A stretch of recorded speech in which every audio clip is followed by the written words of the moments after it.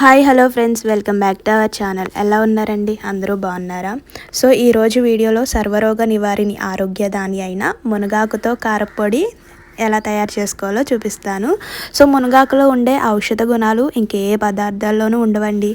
So పిల్లల దగ్గర నుంచి పెద్దవాళ్ళ వరకు కూడా ఎక్స్ట్రాడినరీ హెల్త్ బెనిఫిట్స్ ఇచ్చే సూపర్ స్టార్ రెసిపీ అనమాట ఇది. సో దీన్ని మనం డైలీ తీసుకోవడం వల్ల చాలా రకాల రోగాల్ని రాకుండా ఉంచుతుంది, అలాగే మన బాడీని కూడా హెల్తీగా ఉంచుతుంది. సో మునగాకుని డైలీ తీసుకోవడానికి ట్రై చేయండి.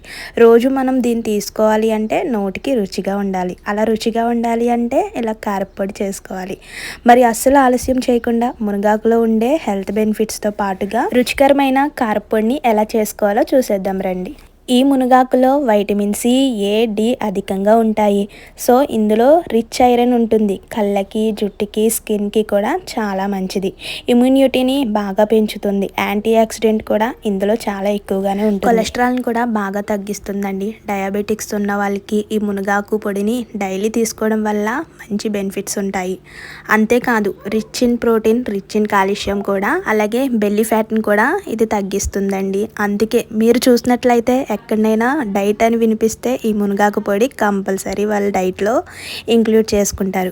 ఫైనల్గా చెప్పాలంటే ఇది ఒక ట్రెడిషనల్ మెడిసిన్ అనమాట. మరి ఇంత ఉపయోగకరమైన మునగాకును మనం అస్సలు మిస్ చేసుకోకూడదు. మనం రోజువారీ ఆహారంలో ఖచ్చితంగా తీసుకోవాలి. సో ఈ రెసిపీ తయారీ చేసుకోవడం కోసం నేను ముందుగా అమ్మమ్మ వాళ్ళ ఇంటి దగ్గర నుంచి అయితే మునగాకుని కోసుకొచ్చానండి. సో ఈ చెట్టు నేను పుట్టక ముందు నుంచి కూడా అమ్మమ్మ వాళ్ళ ఇంటి దగ్గర అయితే ఉంటుందన్నమాట. సో ఆ చెట్టు నుంచి అయితే నేను మునగాకునైతే కోసుకొచ్చాను.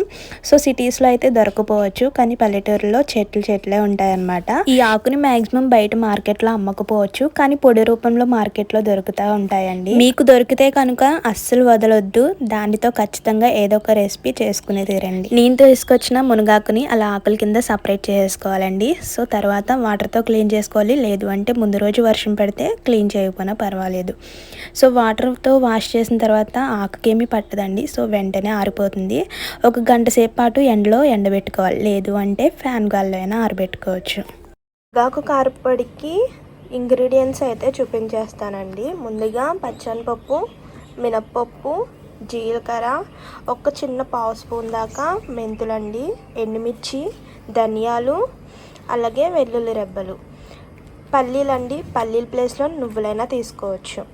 అండ్ నెక్స్ట్ వచ్చేసరికి అవిసె గింజలు అండి. అవిసె గింజలు వచ్చేసరికి చాయిస్. అవిసె గింజలు వచ్చేసరికి చాలా అంటే చాలా మంచిదండి కారప్పొడిలో వేసుకుని తింటే.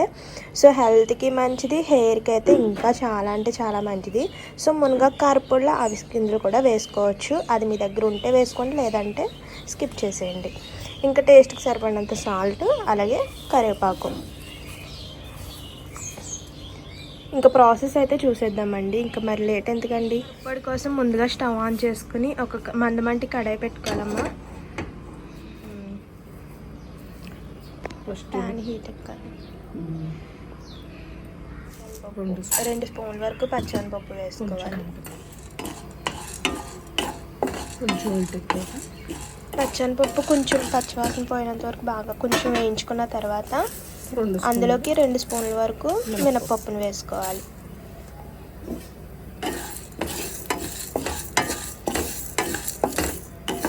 అమ్మ ఈ మునగాకు కారప్పొడికి ఆయిల్ అవసరం లేదా? ఆయిల్ వేసుకోక్కర్లేదమ్మా. కొంచెం వేసుకోవాలి. ఆకు వేయించడం మిరపకాయలకి, మునగాకుకి కొంచెం లైట్గా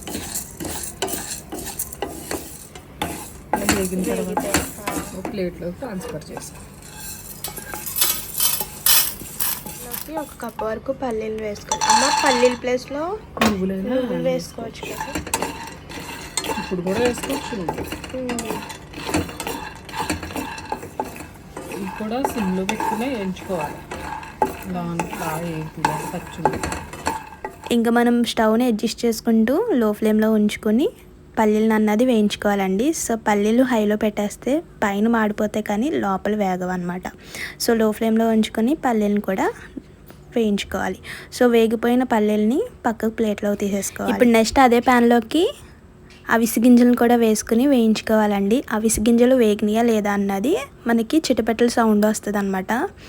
సో లేదు అంటే ఒకటి నోట్లో వేసుకున్నా మనకి తెలిసిపోతుంది వేగిందా లేదా అన్నది. సో అవిసె గింజలు ఫాస్ట్గానే వేగిపోతాయండి, ఎందుకంటే ప్యాన్ ఆల్రెడీ హీట్ ఎక్కుంది, అయినా సరే అవిసె గింజలు అన్నది చాలా ఫాస్ట్గా వేగిపోతాయి, అవి మాత్రం చూసుకోవాలి. సో వేగిపోయిన తర్వాత పక్కకు ప్లేట్లో తీసేసుకోవాలి. ఇప్పుడు అదే ప్యాన్లోకి ధనియాలు, జీలకర్ర, అలాగే ఒక పావు స్పూన్ వరకు మెంతులను కూడా వేసుకొని ఫ్రై చేసుకోవాలి. నేను అవిసె గింజలు చాయిస్ అని చెప్పాను కదండి, అవిసె గింజల్లో కూడా చాలానే బెనిఫిట్స్ ఉంటాయి. సో అవిసె గింజలు వేసుకోవడం మంచిదే, లేదు అంటే స్కిప్ చేసేయచ్చు. ఇంకా ధనియాలు, జీలకర్ర, అలాగే మెంతులు ఫాస్ట్గానే వేగిపోతాయండి. వేగిపోయిన తర్వాత పక్క ప్లేట్లోకి ట్రాన్స్ఫర్ చేసుకోవాలి. అవిసె గింజలు అయితే చాయిస్ అండి, ఇష్టమైన వాళ్ళు వేసుకోవచ్చు, లేదు అంటే స్కిప్ చేసేయచ్చు. ఎందుకంటే అవిసె గింజల్లో చాలానే బెనిఫిట్స్ ఉంటాయి. మెయిన్ హెయిర్కి చాలా అంటే చాలా మంచిది. ఇప్పుడు అవి పక్కకు తీసేసుకున్న తర్వాత అదే ప్యాన్లోకి మనం ముందుగా ఎండబెట్టుకున్న మునగాకును కూడా వేసుకుని వేయించుకోవాలి.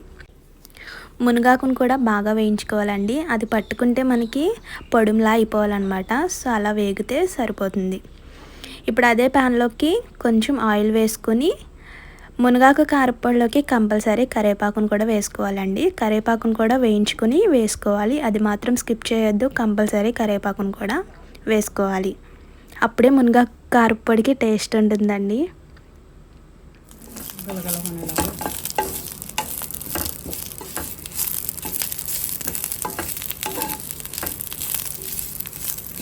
అలా కరివేపాకు కూడా వేగిపోయిన తర్వాత తీసేసుకోవాలి.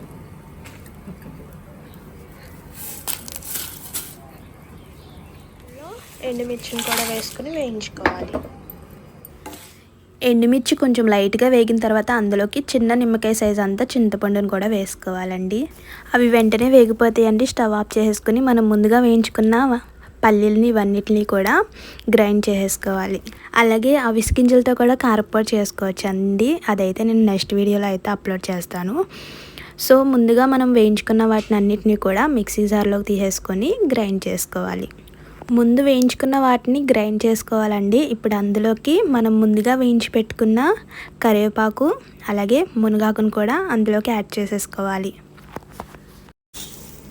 మునగాకు కూడా వేసేసుకోవాలి. మునగాకు, కరివేపాకు చూసారు కదండి, వేగిన తర్వాత అలా సౌండ్ అయితే వస్తుంది అనమాట, అది కనిపెట్టుకోండి.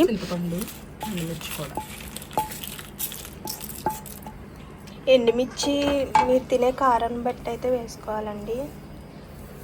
అందులోకి టేస్ట్కి సరిపడినంత సాల్ట్, ఒకసారి మిక్సీ పట్టేయాలి బాగా. ఉప్పు చూసుకుని మనకు సరిపోతే ఇంకొంచెం వేసుకోవచ్చు. ఇలా ఇల్లు రబ్బలు కూడా వేసి ఒకసారి మిక్సీ పట్టుకో. జస్ట్ కచ్చపచ్చగా చేసుకుంటే సరిపోతుంది. చూసారు కదండి, సర్వరోగ నివారణి ఆరోగ్యదాని అయిన మునగాకు కారపొడి ఇలా ఈజీగా రెడీ చేసుకోవచ్చు. ఈ మునగాకు కారపొడి పిల్లల దగ్గర నుంచి పెద్దవాళ్ళ వరకు కూడా ఎక్స్ట్రాడినరీ హెల్త్ బెనిఫిట్స్ని ఇచ్చే సూపర్ స్టార్ రెసిపీ అనమాట.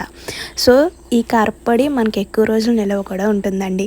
ఒక బాక్స్లోకి తీసుకొని స్టోర్ చేసేసుకోవడమే, అంతేనండి. చూస్తేనే గుమగుమలాడుతుంది కదా.